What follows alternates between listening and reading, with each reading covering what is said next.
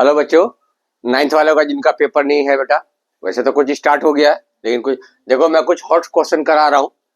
अप्रैल से कराऊंगा बहुत बढ़िया से, जब आप 10th में आ जाओगे।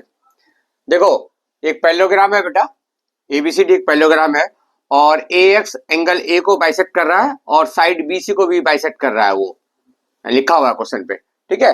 देखो, हमने लिख दिया A X bisect angle A also bisect BC.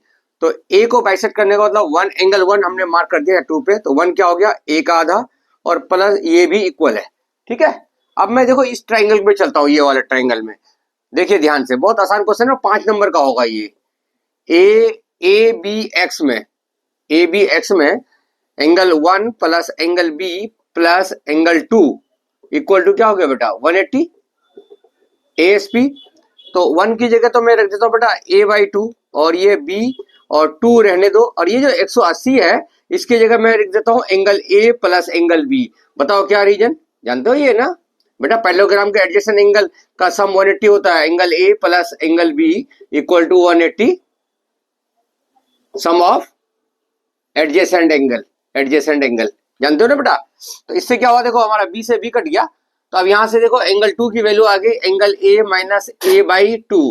तो 1a में से a/2 जाएगा तो क्या हो गया, वही a/2 बचेगा। देखो ये दूसरा इक्वेशन, इट मींस क्या हुआ, देखो यहाँ 1 a/2 और 2 भी a/2, तो इसका मतलब ये दोनों एंगल इक्वल बेटा। तो ये वाला ट्राइंगल आइसोसेलेस हो गया। तो सो ab बराबर bx, क्या रीजन हो गया, आइसोसेलेस एंगल प्रॉपर्टी। ये साइड अब इसके बराबर कर दिया हम।